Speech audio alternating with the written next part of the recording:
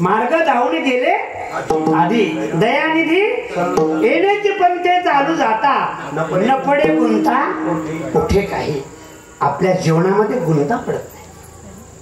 आणि एक पण लक्षात ठेवावं, समाज कमी आहे का जास्त याच्याकडे पाहूच नाही. आमचे गुरुजी नेहमी सांगायचे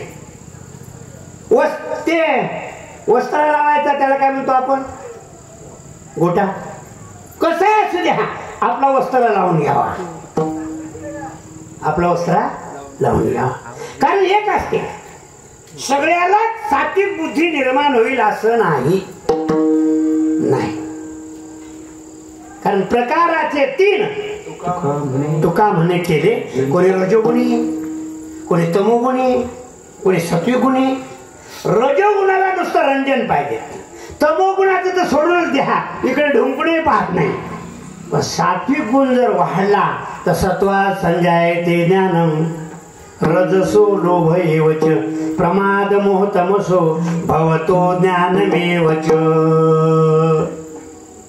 नेहमी सात्विक गुणात राहावं. का?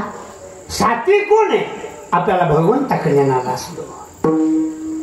सात्विक गुण निर्माण होण्यासाठी भगवंताला प्रार्थना करावी लागते. हे प्रभू, 3 गुणाचं तुम्ही इथं संमेलन केलंय, पण मला सात्विक बुद्धी द्या, सात्विक गुण द्या. दुर्बुद्धी ते म्हणा कदा नपद आता मग ऐसे करी आणि तुझे पाय चित्ती धरी. त्याचे पाय जर चित्तात धरले ना काही काम होते. तुकोबरायंत आपली वृत्ती सातत्याने पायापासून राहील अशी मागणी मागितलेली का गुणामध्ये. देवा काही करू नको, माझी वृत्ती तुझ्या पायापासून राहू दे. समचरण दृष्टी तेथे माझी हाय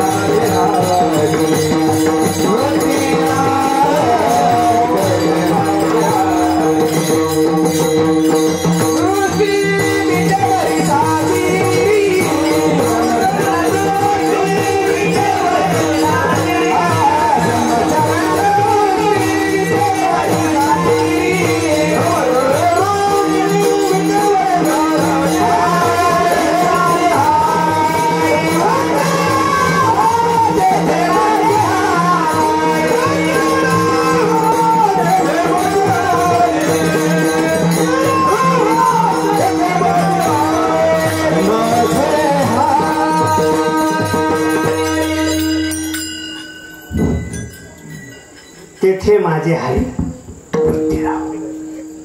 कसे माझ्या शरीर किती सुंदर असलं त्याच्यावर अलंकार जर चढवले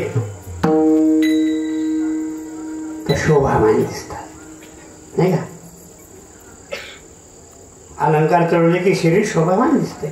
तसं कीर्तनामध्ये चाली जर टाकल्या ना अजून कीर्तन शोभामान दिसते. पण इथं निळ व्हायला चौघाचा.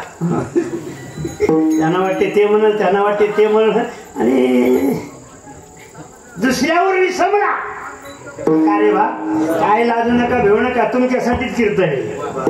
काय कारण श्रोते ओकता तो ओकता नव्हे, श्रोत्याचं मनोरंजन व्हावं, अभंगात प्रश्न व्हावा, अध्यात्माची आपल्याला जोड सापडावी.